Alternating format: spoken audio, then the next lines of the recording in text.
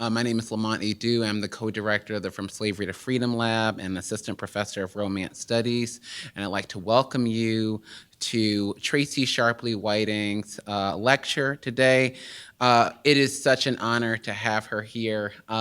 Tracy Sharpley-Whiting is a scholar's scholar, an administrator's an administrator, and an institution builder. I remember the day, thinking back many years ago, I remember the day that I went to the Brown University Library and checked out your dissertation. And I remember reading her dissertation and being struck by such her brilliant mind, and she has inspired me ever since. I have devoured her work, and she has really taught me how to be a scholar and taught me what was possible to do, especially as a scholar in Romance Studies. Let me read her formal biography. She is the Gertrude Conaway Vanderbilt Distinguished Professor of African American and Diaspora Studies and French at Vanderbilt University, where she directs the Callie House Research Center for the Study of Global Black Cultures and Politics and chairs the Department of African American Studies. She is the author, editor of 15 books and 3 novels. I'm just gonna stop right there for a second. I'm just gonna stop right there for a second.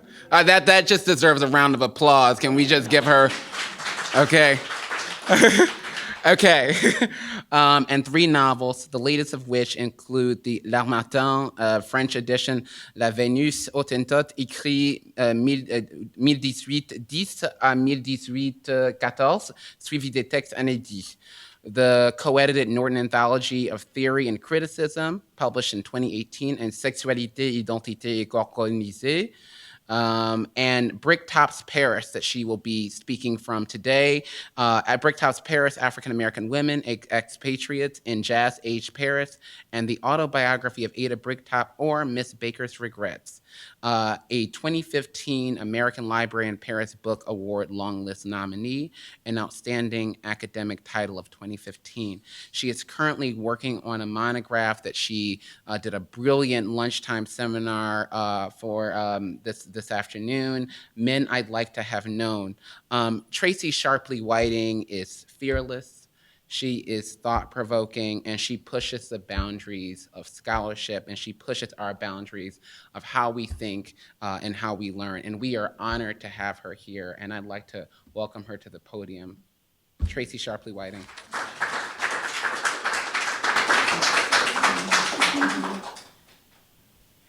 I like his introduction. So if only the others were so nice, so personable. So yeah, I'm going to definitely start here with a discussion of kind of my research processes, and then hopefully conclude with a little bit of the book that I worked on, the second part of the book that I worked on in Bricktops Paris. So at any rate, my talk today emerges out of my published book, Bricktops Paris, African American Women in Paris Between the Two Great Wars, and my follow-up work in progress on 21 Black women expatriates left out of this original published volume. So I had 46 women, and I had to kind of make the choice of which lives I thought were most interesting in this particular moment to kind of link together. As with all my academic work, I've never quite managed to research and write one book at a time. Black Venus, Sexualized Savages, Primal Fears, and Primitive Narratives, published by Duke University Press 20 years ago, was yoked to Fanon and feminism, which became bound up with negritude women. So you kind of dabble here and dabble there in a kind of mad rush to get something done. My interests appear a bit too varied and invested in intersections. And so much so that the work on Bricktops Paris also intersected with my previous volume on young Black women and hip-hop culture, Pimps Up, Hoes Down, Hip-Hop's Hold on Young Black Women, which was the reason I was here at Duke in 2007. There were 8 years between the publication dates and over 60 years between the time periods explored. The subject matters, though, Black women, Black music culture, sexuality, beauty, and popular culture, all very much related. But the truth of the matter is, and I said this earlier this afternoon, I prefer my subjects more dead than alive. I think, so I think that's the part of me that kind of really wished I had probably done history. So interestingly and similarly, hip-hop then, with its constant social, cultural peregrinations that were captured daily in the media, had me editing up until the last minute, while Black women and their experiences of expatriation were no less easy to pin down because of thin archives. In the end, like my bifurcated interest, Bricktops Paris would itself become bifurcated. While Book 1 examines the lives of 25 Black women who were searching for a free space of pleasure, of self-discovery, of explorations of their many selves without the castigating stereotypes of American culture, Book 2, under the guise of genre fiction, a murder mystery set in Jazz Age Paris, draws upon their lives and others of the era. So, in that sense, while the first part kind of wedded me to the archive, and I couldn't imagine. The second part, I just let my imagination run wild.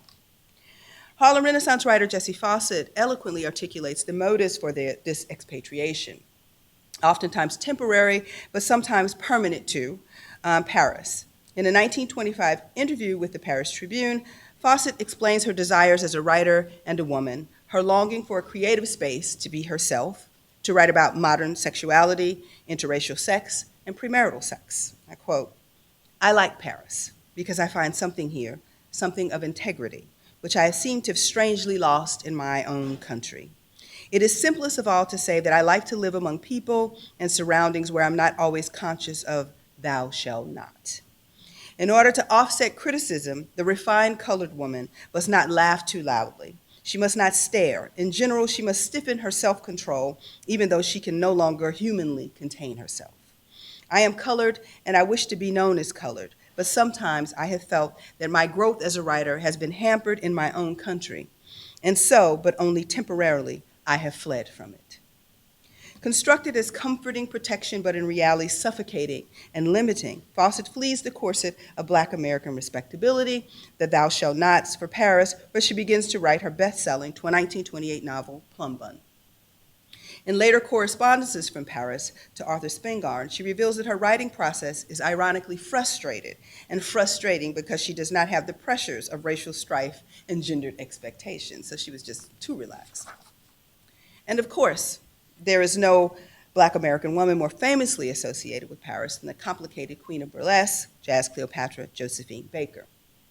Baker, who was relegated to a backup chorine in U.B. Blake and Noble Sisters production, which unapologetically preferred more high-tone headliners, who was told she was too dark, too skinny, and too thin voice to ever make it on Broadway, who resorted to using lemons on her skin as a lightener, also fled to this place in 1925 that was seemingly more hospitable to Black American beauty and creativity.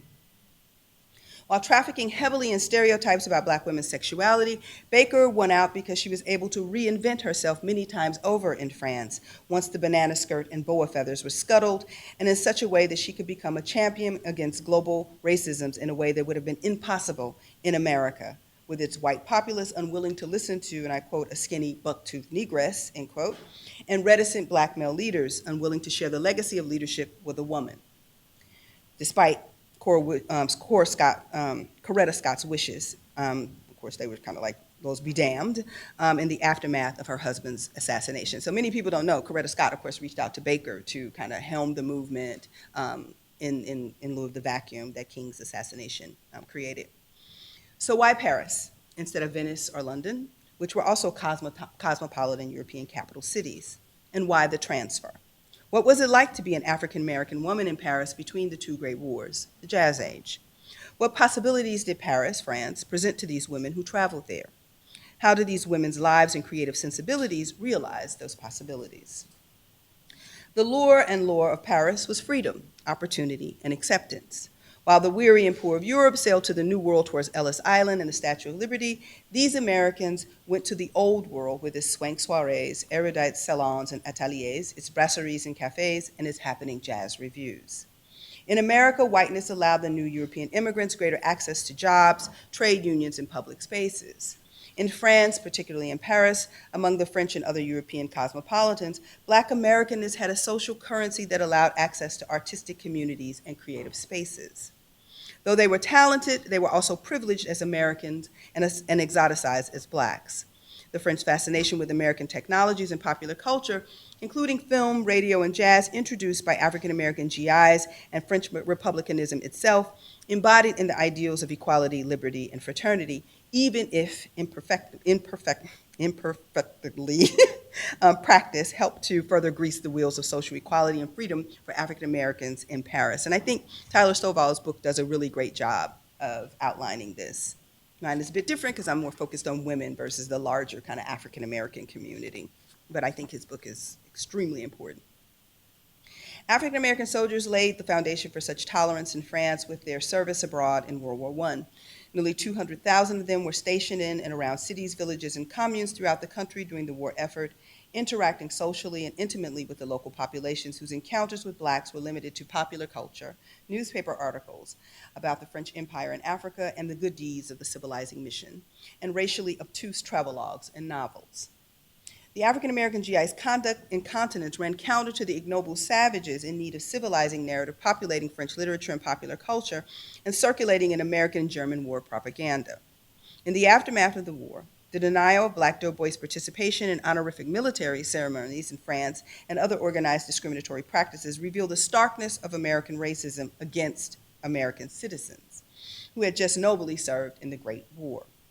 American racism was then offensive to French cultural chauvinism. It enlivened that alleged legendary French arrogance. The metropolitan France dabbed in class-riddled social practices against the bunched-up masses of poor and working-class French citizens, which included Blacks alongside educated French Black elites on the basis of color in the capital city.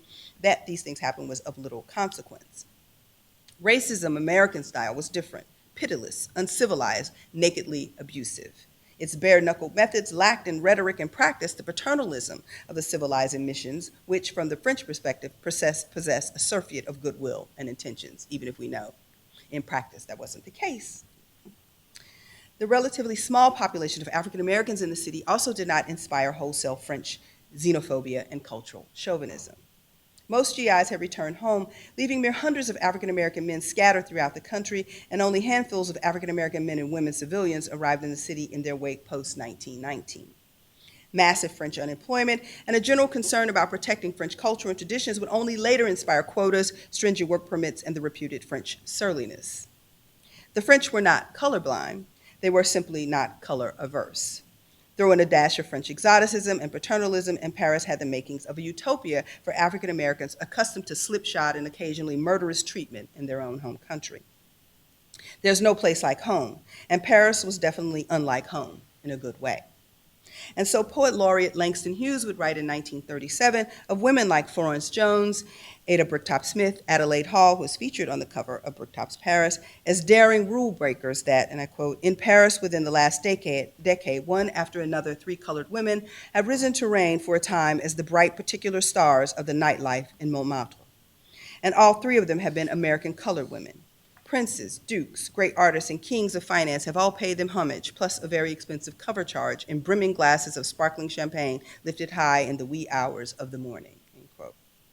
The woman after whom the book is titled, Ada Beatrice Queen Victoria Louise Virginia Smith, lived in Paris for 15 years into the outbreak of the Second World War from 1924 to 1939. Besides Josephine Baker, she is perhaps the most well-known long-term Black woman resident in Paris during the interwar era.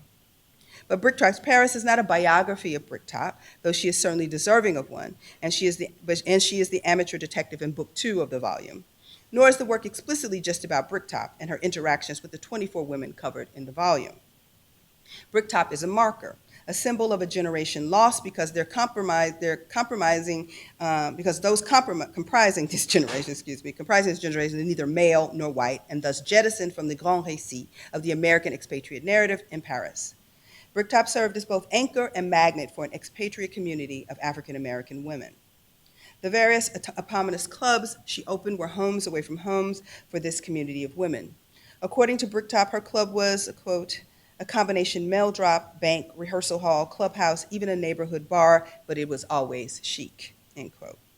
For many, such as the poet-painter Gwendolyn Bennett and portrait artist Laura Wheeler, Bricktops was the last stop on a night out. Composer and singer Nora Holt and performance artist Florence Mill frequently dined with the saloon keeper during their time in the city. Bricktop counseled Josephine Baker in her early days in Paris, helping her to read and write and offering refuge to a homesick Ethel Waters who, tired of croissants and beurre blanc, desperately wanted a place to cook. Thus, the Paris transfer captured in Bricktops Paris and reframed in this paper is a story of community, a story of migration, very often a temporary migration, and a story of recovery and reimagining. It is important to note that many Black American women were not running away from something in America. Instead, in this transfer, some were merely reaching for something else, something different, wonderful, and new. An opportunity to perfect their language skills, to study with masters of fine art, or the simple pursuit and experience of high culture, as was clearly the case with heiress Alelia Walker, daughter of beauty magnate Madame C.J. Walker. For as Jean de Jean writes in The Essence of Style, how the French invented high fashion, fine food, chic cafes, style, sophistication, glamour, I quote, in the 16th century, the French were not thought of as the most elegant or the most sophisticated European nation. By the early 19th century, France had acquired a sort of monopoly on culture, style, luxury living, a position it has occupied ever since. At the same time, Paris had won out over all of its obvious contemporary rivals, Venice, London, Amsterdam, and had become universally recognized as the place to find elegance, glamour, and even romance. Beginning in the 17th century, travelers were saying what novelists and filmmakers are still repeating. Travel to Paris was guaranteed to add a touch of magic to every life. And why wouldn't these other Americans, if given the opportunity, want to experience such magic? The Paris transfer for Black women continued well after the Second World War and continues today. It was indeed at my grandmother's white formica kitchen table in their home in St. Louis that I first learned about France and Josephine Baker. They didn't have to look far for France. It was everywhere in the city of St. Louis, from its name in honor of King Louis of France, and of course its founding by Pierre Leclerc and Auguste Chateau, or as we say in St. Louis, Chateau. Okay? Okay. Like in New Orleans, of which my great-grand was verily fond, it too had belonged to France, flying the tricolore in 1800 into the Louisiana Purchase. Neither had visited the old world, but I did know that at 9 years old. They talked about France as if they had. Their talk was mesmerizing. They told me about Josephine Baker and how France loved colored people. France was for them both a testament to French righteousness and American obsolescence. All of this talk was well before Baker got her Bronze Star on Del Mar Boulevard in the loop of University City in St. Louis. It was Josephine Baker, though, who prodded me into the 20th century. She brought me to Bricktop, who most resembled my paternal grandmother with her fair skin and red hair, but acted more like my feisty maternal grandmother from Mississippi. Though through Bricktop, Bricky, as I call her in the novel, and Josie, I found the collection of women I hope to resemble and reimagine as a community in Paris. These women have been with me since the birth of my daughter in February 2002. I carried Haviland all the time, everywhere. I carried her all the way to Europe for the first time of many times to come at the age of 15 months. I wish she had taken her first steps in Paris. Instead, she first stood up for a good long while in a bed and breakfast in the quaint town of Bruges, and toddled unassisted and confidently across the floor of a small hotel in Amsterdam my husband and I christened the Boom Boom Room because of its interesting choice of paint color. We put Rick Steves in permanent time out after that. Once in Paris, Haviland pattered up and down the streets of Montmartre, Saint-Germain, the Latin Quarter, and Montparnasse. She danced unexpectedly on the steps of Versailles, for those of Prince fans, to some whimsical sonata while the fountains gushed water in time. I kissed her on those steps, following the example of Prince in his ditty, Girls and Boys. As a preteen, Haviland browsed wall hangings at the Amistad Center in New Orleans while I combed through letters between Countess Cullen and Langston Hughes. She read quietly on the floor of the Fifth Special Collections Library with a bribe of Hattie B's chicken for lunch. After a visit to Josephine Baker's Les Milandes in Dordogne, she too wanted a chateau and a croix de guerre. She settled for 3 framed photos of Baker on a wall in her room in Nashville. She and I and the women of Bricktops Paris have been together for a very long time on 6 continents and in dozens of libraries, museums, and archives. And though Bricktop had collaborated with James Haskins on a memoir, she was still busily writing notes as if she had planned to publish more in her own hand. The brilliance of the Bricktop Haskins memoir is that you can clearly hear her voice. It seems she had wanted to say more. As I began piecing together letters, diaries, oral history interviews, and invitations, I also wanted this incredibly vivacious, no-nonsense woman to say more. In the end, this desire for more led me to autobiographical fiction. The truth of the matter is Bricktop felt too much like kin, fictive kin, for me just to leave her and her story be. Josephine Baker had inspired me to work through the layers of French exoticism and colonial Sturm und Drang as a graduate student and younger professor with Black Venus. Bricktop had become my mid-career academic muse. I turned to Philip Soles's theories on autobiographical fiction and Audre Lorde's biomythography for grounding. I then reread Gertrude Stein's autobiography of her lover, Alice Toklas, and Virginia Woolf's Orlando. And finally, I plumbed Ernest Gaines' The Autobiography of Miss Jane Pittman and Toni Morrison's Beloved and What Moves at the Margin for their creativity. I was interested in the ways that literature and history were in conversation in these latter texts, how the works bridged the two disciplines even as they took certain liberties with the historical record, exploring as they did what moved at the margins of history. I too wanted to explore figures at the margins of history and literary subjects. Autobiographical fiction would allow me to capture Bricktop's voice, to rewrite her story from her notes and ephemera, as well as her world, to expand and expound upon this alternative story of Paris without being wholly freighted by the archive, the primacy of evidence. As I searched for a specific literary vehicle for Bricktop Redux, I turned to the genre of mystery. I required a genre of fiction that demanded action. Bricktop was a woman of action, as was Josephine. It was Josephine who sets Bricktop off on her quest. Baker, as a mystery herself, animates Bricktop. Unlike historical nonfiction, fiction also allowed me to complicate Josephine the icon using the traces in the archives. I resisted recreating heroic Josephine, rainbow tribe mother Josephine, civil rights icon Josephine, or exotic plume Josephine, but the vulnerable Josephine that Bricktop knew and wrote and spoke about, the selfish, young, youthful, ambitious, and even desperate for a second act Josephine Baker by 1931, where the novel picks up. When I completed the autofictional mystery, the autobiography of Ada Bricktop Smith, or Miss Baker Regrets, I resisted separating it from the nonfiction. The volumes indeed spoke to one another, it seemed to me, across the disciplines. They informed each other, the one, the multi-life nonfiction, needling me to write the other, the autofictional mystery. And so I decided to present to the reader two volumes drawn from the same archives towards similar ends, a view into the Paris of Bricktop and the lives of the Black women with whom she interacted. So what I'm going to do now is read from the novel portion of it, where I kind of picked up, and there are a lot of characters here, like, of course, Jack Johnson and others. But I'm going to just read the first chapter, which is called Gangsters Paradise. And I open the chapter with a quote by Anna Julia Cooper, of course. "Only the Black woman can say when and where I enter, and then and there the whole Negro race enters with me."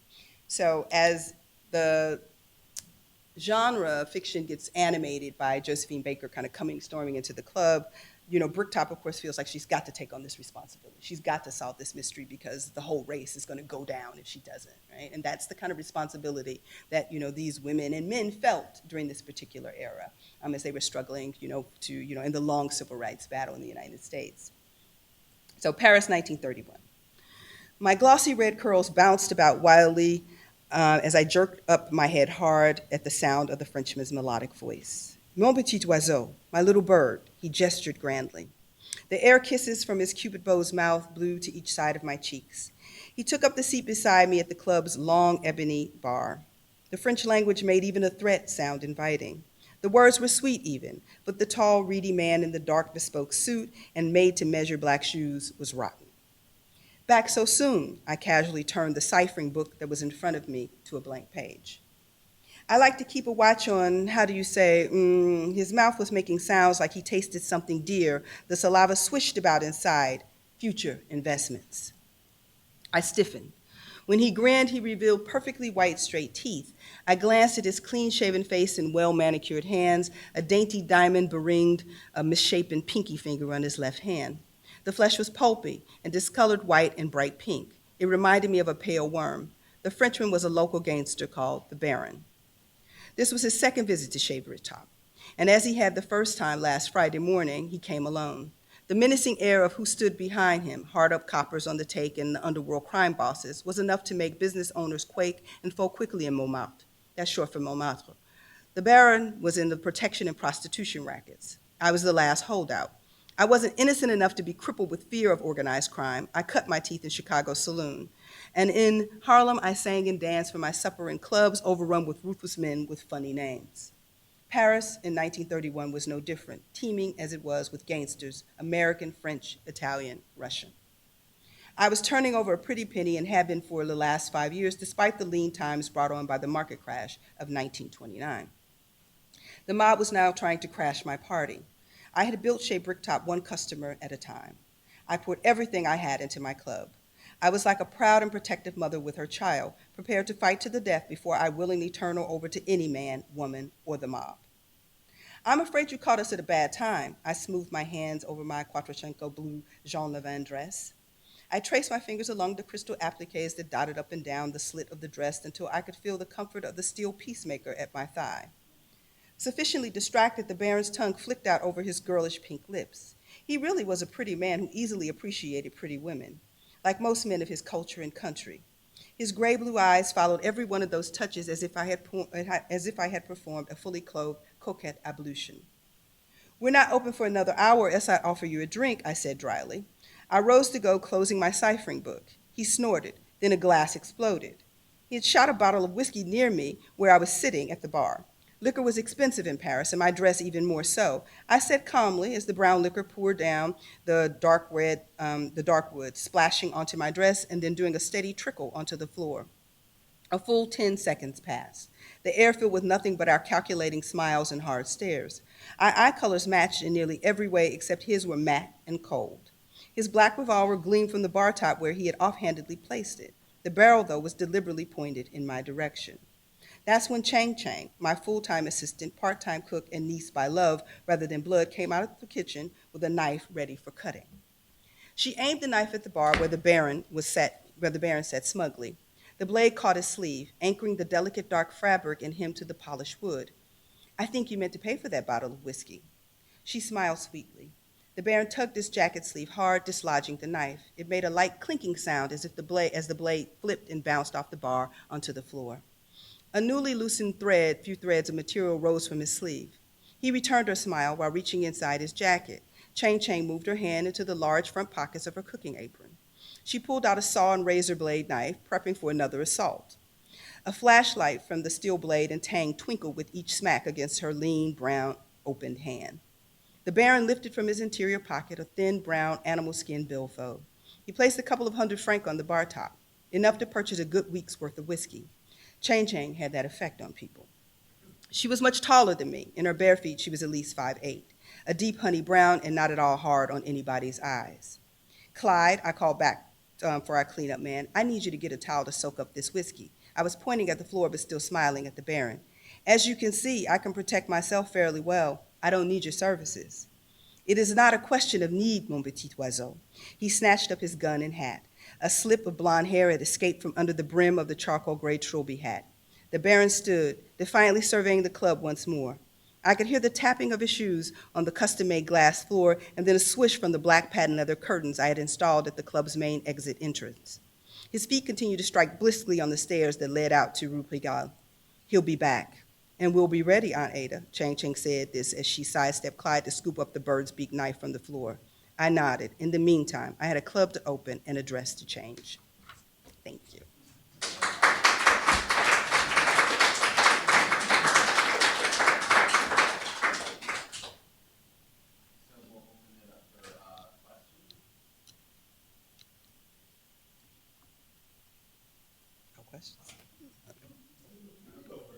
No questions? And for the sake of recording, if you would. Now it's got to be a good question. Oh, shit.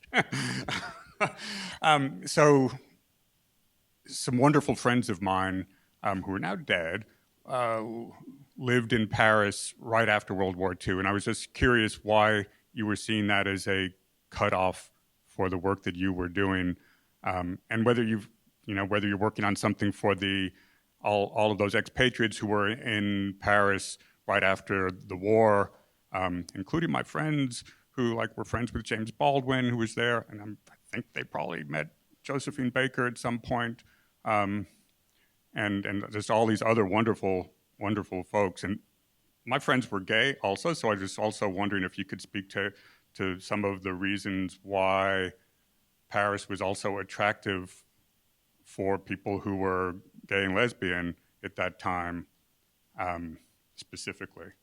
Well, I think culturally, I'll answer the first part first. The culturally, I think there's a live and let live kind of ethos in Paris. And so that was part of its openness, and which was one of the reasons, of course, people had tried to get Oscar Wilde, to come to Paris. And he came, of course, too late, but by that time he was already dying before he was being persecuted, in his own country. So, well, actually in England, because he's from Ireland. But nonetheless, so that's part of it. The reason why I chose to kind of bracket the interwar period was because there were so many at that particular time that, to me, it seemed to form, at least Black women, that seemed to form a pretty cohesive community versus post-World War II, where you do get writers and things there, and I will take them up. But it just seemed like it was a very different time. Paris had also changed. I think by, post-World War, Bricktop returned, and it wasn't the same Paris for her. Also, the French attitudes, the whole Algerian kind of conflict, they had witnessed certain things that were quite troubling, and so they were a bit more critical of the French. So the gloss, the sheen had somewhat dimmed on French racial attitudes with respect to the ways in which African Americans were engaging critically with them, right? So even somebody like Du Bois, who, of course, during this era was, hailing the French, even as he knew what they were doing in Africa. But he still was hailing them, that they were a model, if one was ever going to be a model, for the treatment of the Negro. But post, it was just too stark and too clear. And so I think, so for me, I wanted to capture that particular moment for Black women in which it was still a certain innocence about their views of France. And what it meant to them, and why they felt it was necessary to go there at that particular time. So yeah, the other volume will pick up some of the other writers who were coming in, like Barbara Chase Reboot, and others. But at this particular, it was too much. I needed to finish it too. I had spent 10 years trying to find, so it's like, okay, no mas. So, that was it, So really, it was practical. I was being pragmatic in terms of the research, but also I really wanted to capture something in that era, and this seemed to, it's a different kind of question I think I would pose than the questions that I posed for this volume. Like, what was it like during this particular era? Of course, there was more capital. Women had a little bit more access to capital travel. They didn't have as much during this era, and so to go was particularly precious. So, yeah. Thank you so much. That was amazing. I'm just still vibrating around it. And I have a two-pronged question, and I'll preface it with one of the documents that I've really enjoyed looking at as an art historian is La Revue de Monde Noir. Mm-hmm. And there's one issue that talks about kind of Black beauty culture, mm-hmm. or it's like a little passage that says you can go down this street and get this or get that. So I was just wondering if you could say a little bit, and it's two-pronged, one about Black beauty culture for the Bricktops and the Josephine Bakers and all of the women who were in Paris during that time period. And then the other part of the question has to do with Black Americans and the diaspora, mm-hmm. the Cubans, mm-hmm. the Haitians, mm-hmm. the West Africans, and what that kind of interaction was like. Right. Yeah, I think for many of the women there, a lot of them had to bring their own products, right? I mean, so they would have these shipments arrive so that they could, do their hair a certain way. And of course, Baker comes up with their own Baker fix, right? And sells it, markets it, widely and successfully. But I think just in terms of Black beauty culture, if we think about it just in general in the ways in which Black women felt appreciated for their beauty, Paris was certainly the site for that.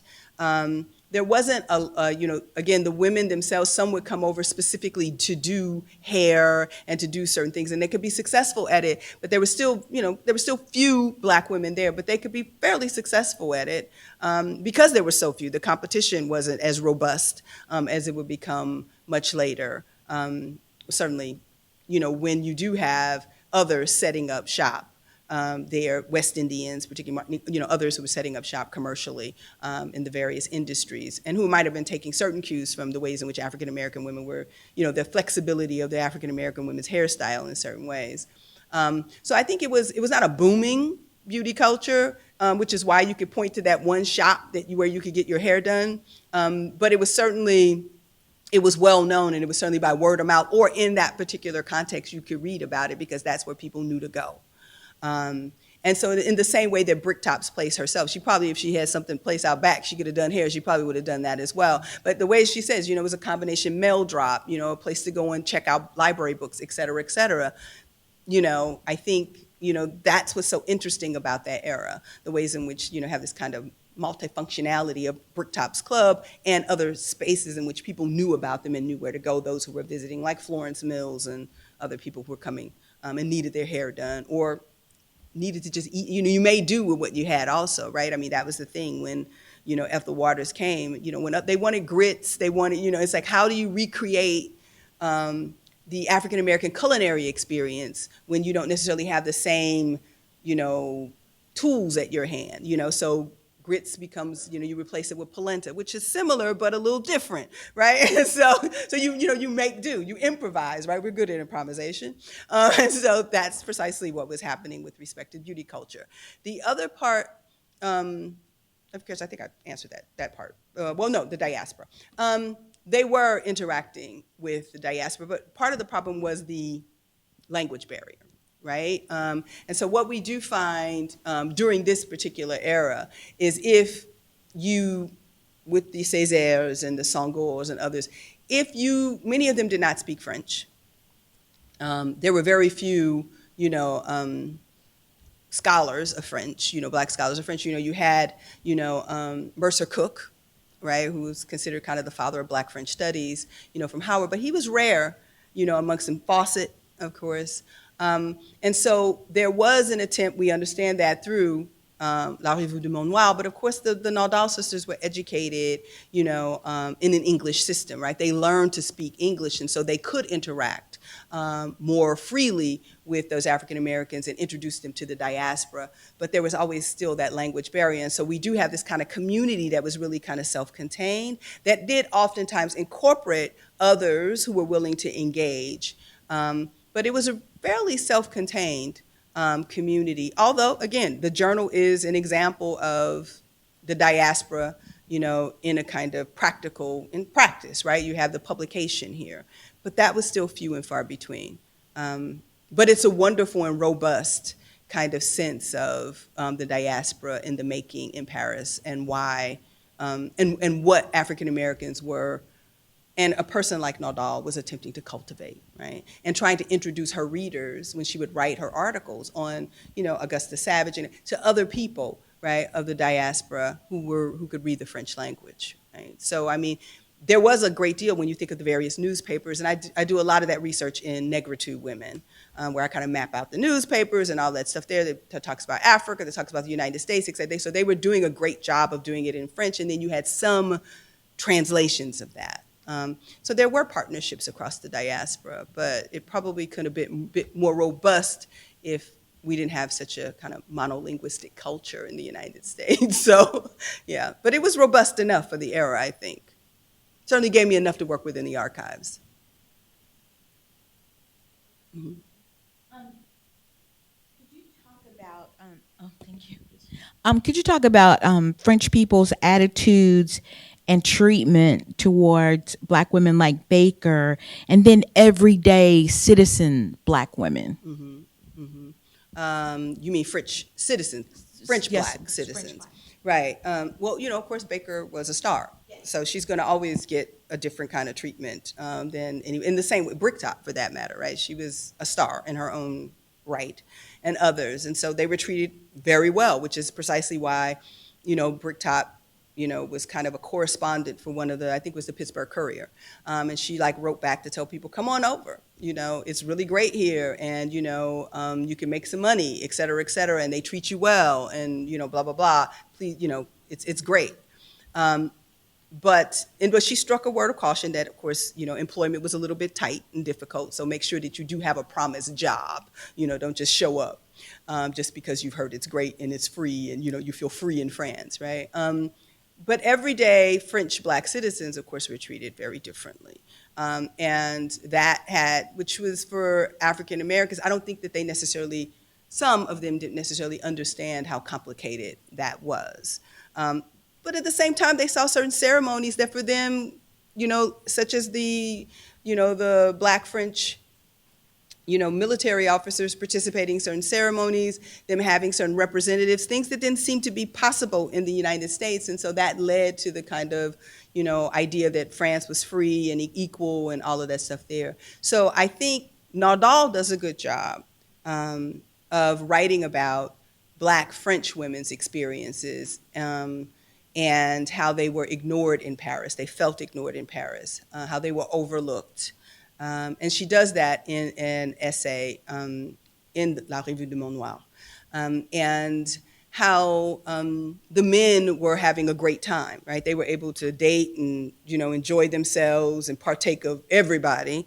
But no one was really willing to, date or whatever with Black French women.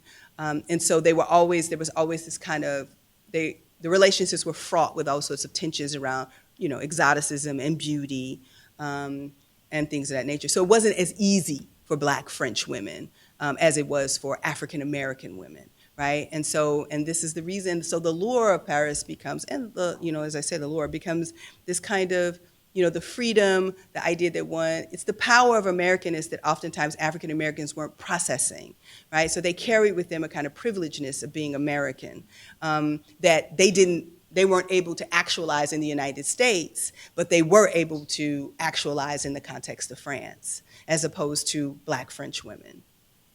So, which is why Baker was so successful. Can you talk about moving between because you're, of course, a scholar, an interdisciplinary scholar, and you're doing this deep kind of archival, historical work, and then you're also a novelist and a fiction writer. Can you talk about moving between those two genres, those two spaces, and what is that like for you, and what was that like for you in this particular work? Right. I have to say it was really fun. Well, one, because I read so much of detective fiction. And Walter Mosley is one of my favorites. So I like noir. I like crime. But then I kind of like Stephen Carter, right? The Emperor of Ocean Park, in which there's this interesting kind of class thing that he's working with and trying to resolve this murder. And so as I kind of, like I said, finished the kind of, nonfiction part that, and I was like, oh my gosh, these characters would be so interesting to continue the story. And, and like I said, Bricktop's voice in my head, having heard her voice, she reminded me so much, the voice of my Mississippi grandmother with some of her truisms and things like that. I was like, ooh, she makes such a rich character to kind of, to own this club, which she did, to deal with gangsters, which she did. And so there was a gangster called the Baron who tried to harass her for money. So a lot of it's incorporated in the text, but it was just a way in which you could kind of richly, remap the boundaries of the community and expand it, and actually so essentially all the people, the nonfiction people that are in that part of they show up again, in this. But it's there's a lot of, blood, guts, and, whatever, stabbing and shooting. And so, that's what it was like in that era. And so that was kind of fun, to have Jack Johnson show up, and they like take down some gangsters and Chang Chang. Of course, in my mind, she was my female version of Mouse. Right, so she was going to handle business, right? She's just very pretty and was like, but ruthless, right? And so she's like, Stephanie St. Clair's niece, right? So I build her backstory, and then of course tie her to, when the Chinese are coming over and the United States is, terrified of what they call the yellow peril, So the father, of course, settles in Harlem and he opens a laundry, right? And so he comes together and, with, an African-American woman. And of course, he takes the name, Johnson Jones. And, so it's a really kind of, so it allowed me to kind of play with the story. So how did I move between the two of them? A lot of it was reading a lot of detective fiction, which I've been reading over the years. But this actually wasn't my first attempt at it. I had started with the 13th Fellow, which was basically a digital book with a publisher who only does digital publications. And so, and I wanted to do, and it's called the Havilah Gay Murder Mystery Series. And that I began to think about writing murder mysteries as far back as in the 1990s, I would say 1999, when I was at the Camargo Foundation. And I was kind of walking along, the cliffs and, the Calanque, and I was like, ooh, this would be a great place to murder somebody. And that's just, and it was just like, it just popped in my head, like, wow, like you could kind of trip over the Calanque and, and do some, really kind of, in this little town. And so it had the feel of a kind of locked room mystery too, like what took place in the Camargo Foundation. And so it all takes place in the Camargo Foundation. And then, of course, you start thinking like, ooh, because that one was more, she's an academic. She's at, we call it, it's not Vanderbilt, but it's a fictionalized version of Vanderbilt. And, she's like, I don't particularly like certain colleagues. Ooh, I can use them as, this is how you exercise some of your animus. So it's like, we can kill so-and-so. So, so it's like, so that began to kind of like, oh, wow, this is kind of great. Some of my colleagues could be, so... in that one, there was only one body. In the follow-up, which was called Paris I Go-Go, there were more bodies. And it moves a lot faster than the first one because I was trying to just build characterization and stuff. So yeah, it wasn't really my first. So I had written that murder mystery before I wrote this one. But the difference was that this murder mystery was crime fiction. It was more noir. It was...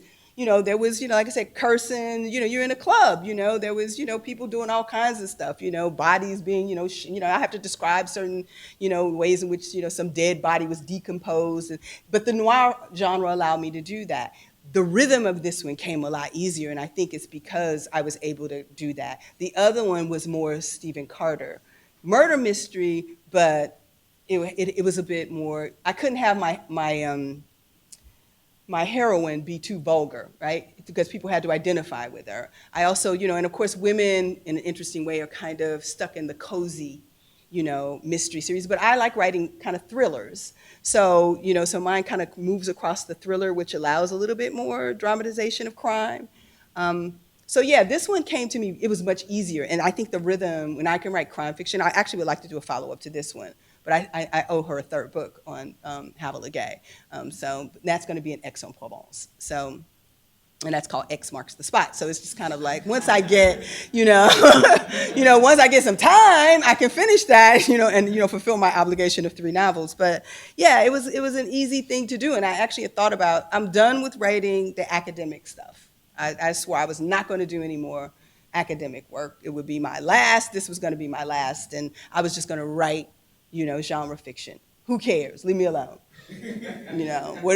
Just leave me alone. I'm doing the administrative stuff. Don't bother me. I have to have some pleasure. But then, these other ideas popped up. And so I swear, after these 2, I'm just going to dedicate myself to writing murder mysteries. So yeah, that's basically what I really would like to do. So it was interesting moving back and forth, but it was very productive. I can't, it made me love the first part of the book even more. Yeah, and so, yeah, being able to kind of play with it like that. And she's such an interesting, the way the character kind of is developed and moves along, and Josephine Baker, trying to explore her complexities and, everything. And we deal with the question of, sexuality, because there was this rumors that, Jean-Claude Baker had said essentially that there was something between Josephine and Bricktop. And I kind of gesture towards that, but I explain it more so because I really think, Bricktop felt like she was kind of a big mama to Josephine. And of course, Baker makes those claims, Jean-Claude Baker makes those claims after Bricktop dies.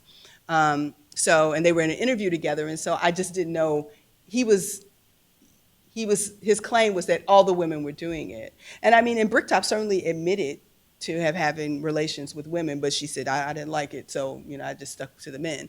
So I don't, there's nothing in the archive that would lead me to believe that there was some relationship with them. So I wanted to kind of be true to that, but I kind of wanted to tease it a little bit. Like, why was Bricktop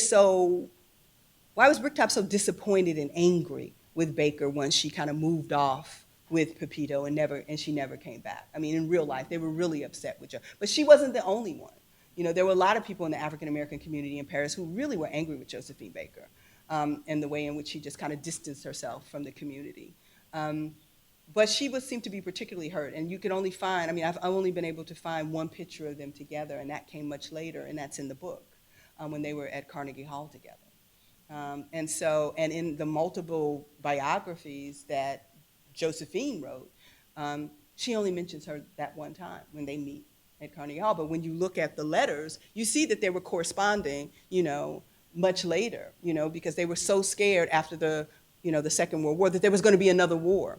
And by this time, Bricktop is in Mexico City. She's opened a club there. And so she's, you know, Josephine is telling her, well, I don't know what's going to go on. And she said, well, why don't you come back here? So, I mean, so their friendship continued in an interesting way. And so that, for me, gave me a lot to work with. I thought, like, okay, these women actually really did care for one another. Something happened.